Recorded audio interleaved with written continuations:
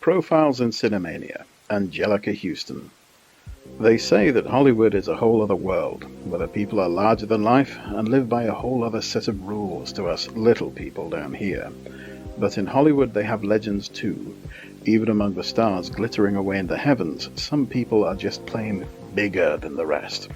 When you're a part of the Huston family, even Hollywood sits up and takes notice. Anjelica Huston was born in 1951 in LA. If you believe the stories they tell, a barefoot runner was sent into the Ugandan jungle to bring the news to her father, John Huston, who was busy directing The African Queen with Humphrey Bogart and Katharine Hepburn. This, by the way, is one of the least remarkable stories about the filming of that movie.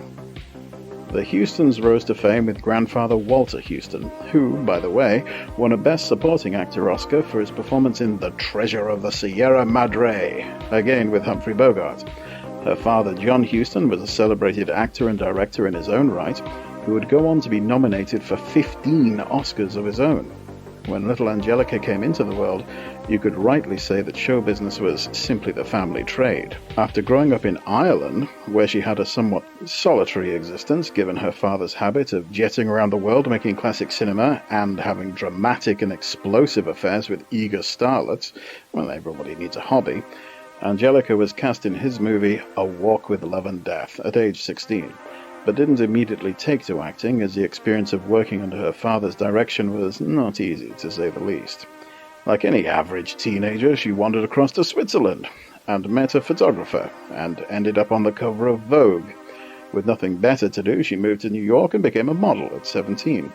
In fact, she could have gone on to an influential career as things quickly picked up, but she decided to give acting another try after meeting some up-and-coming young actor nobody ever heard of called Jack Nicholson.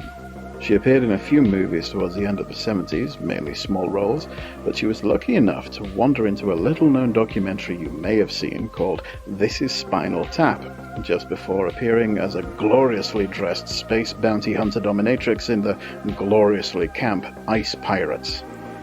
Despite her young age, she was more than capable of sharing the screen with the powerhouses of the day, and by the time her buddy Jack had made a name for himself, she agreed to try again at one of her father's films and appeared opposite Nicholson in Prizzi's Honor. This time she was no ingenue to be pushed around by the godlike influence of her father, even though people openly commented that she'd got the part for being the daughter of the director and the girlfriend of star Jack Nicholson. She played the part to the hilt and promptly won over her own supporting actor Oscar, and firmly arrived in the echelons of the Hollywood elite. More significant roles followed, along with more awards and nominations, and in her personal life she continued her relationship with Jack Nicholson until the 90s. Now, that's 20 years keeping pace with one of the original Hollywood wild men, without getting into any pistol duels or murdering anyone or anything. And she barely seemed to break a sweat as she swanned through role after role. Having mastered the more serious work she'd been taking on, she took on her favorite role as the Grand High Witch in The Witches in 1990, terrifying a generation of impressionable kids along the way, paused to secure another Oscar nomination for The Grifters, before heading straight into the role of Morticia Addams in, of course, The Addams Family in 1991. After a run of success in the 90s, she found a whole new audience as a regular player for Wes Anderson in a string of roles through the early 2000s. It would do little good to simply list all her movies. Let's just say the IMDb page got longer and the awards cupboard began to groan with all the weight. Right from the start of her career, Anjelica Huston did what all of her family seemed to do, which is exactly what she wanted, regularly and with immense skill. She could act, direct, model, do voiceovers. It would hardly be surprising if in her spare time she constructed and flew helicopters. She was just that good. Needless to say, it's not like she's slowing down. She appeared more recently in the third John Wick film, because why not?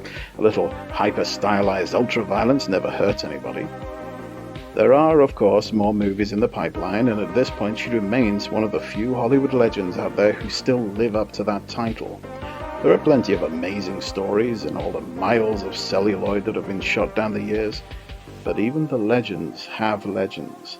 And whenever some kid dreams of moving to New York to shoot a movie, party with the stars, and have it all, it might be some comfort to remember that for some people, it's not a dream, it's a biography. This has been another Profile in Cinemania. This episode was written and narrated by Andy Slack.